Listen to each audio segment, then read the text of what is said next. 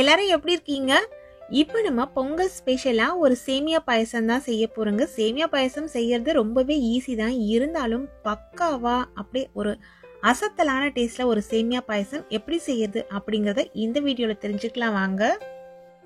முதல்ல அடிகனமான ஒரு கடாயில 1 கப் அளவுள்ள சேமியா சேர்த்துக்கலாம். நம்ம கடைகள்ல வாங்கும் பொழுது சேமியாலேயே இது வறுத்த சேமியா தான் போட்டிருக்கோம். இருந்தாலும் பரவாயில்ல, அந்த சேமியாவை ஒரு முறை சேமியா லைட்டா கலர் வர வரைக்கும், கலர் மாறக்கூடாது, ஆனா அந்த சூடு சேமியால இருக்கணும். நம்ம கையில தொடும் பொழுது சூடு நல்லா உரைக்கணும் நமக்கு. அது போல லோ ஃப்ளேம்ல வச்சு வறுத்து எடுத்துக்கோங்க. சேமியா வறுக்கும் பொழுது கொஞ்சம் கொஞ்சமா கலந்து விட்டு வறுத்தீங்கன்னா சேமியா உடஞ்சி நொறுங்கி போகாம இருக்கும். இப்ப இந்த சேமியா நல்லாவே வறுபட்டுடுச்சு. இதை எடுத்து தனியா வச்சிடலாம். இப்போ அடி கனமா அகலமா இருக்க ஒரு பாத்திரம் எடுத்துக்கோங்க. இல்ல நீங்க உருளை வடிவில் இருக்க பாத்திரம் கூட எடுத்துக்கலாம், அது உங்களோட விருப்பம். அதுல 1 லிட்டர் அளவுள்ள பால் சேர்த்திருக்கேன். நல்லா திக்கான பால் தான்.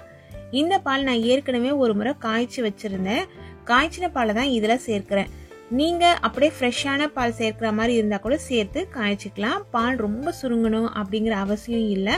நல்லா நொர பொங்கி மேல் எழும்பி நமக்கு வரணும். பாலோட அந்த பச்சை மணம் மாறி இருக்கணும்.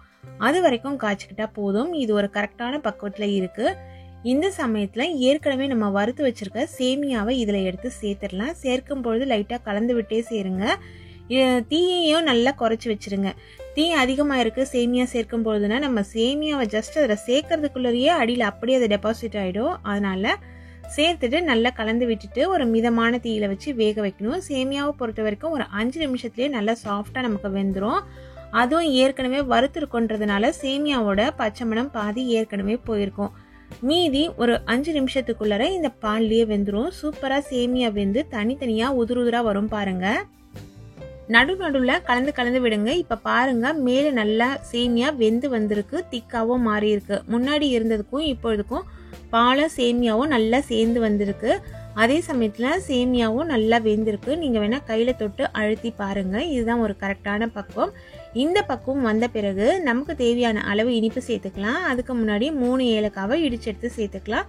ரொம்ப பவுடரா செய்யணும்ன்ற அவசியம் இல்லை. அப்படி பவுடர் ஏலக்காய் இருந்ததுன்னா 1/4 டேபிள் ஸ்பூன் அளவு சேர்த்துக்கோங்க. இதுல 150 கிராம் அளவுள்ள சர்க்கரை சேர்த்திருக்கேன். நீங்க சர்க்கரைக்கு பதிலாக கல்கண்டு கூட சேர்த்துக்கலாம்.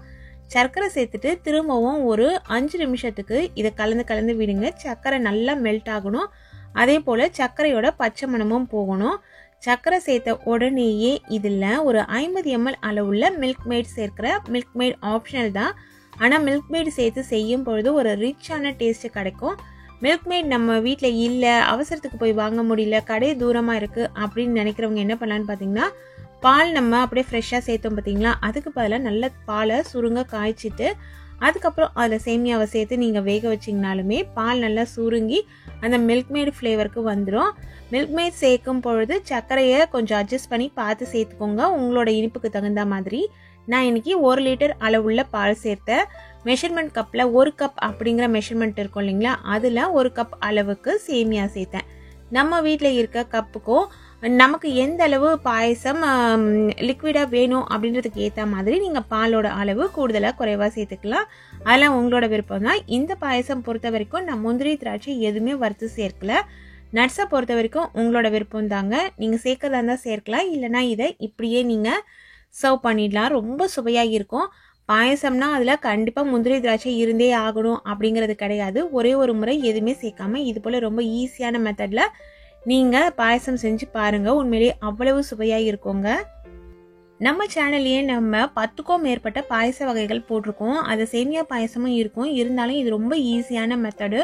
செய்கிற பாயசத்துலேயே ரொம்ப ஈஸியாக செய்கிற பாயசம் எதுன்னு கேட்டிங்கன்னா சேமியா பாயசம் தான். வேகத்துக்கு கூட ரொம்ப குறைவான நேரம் தான் ஆகும்.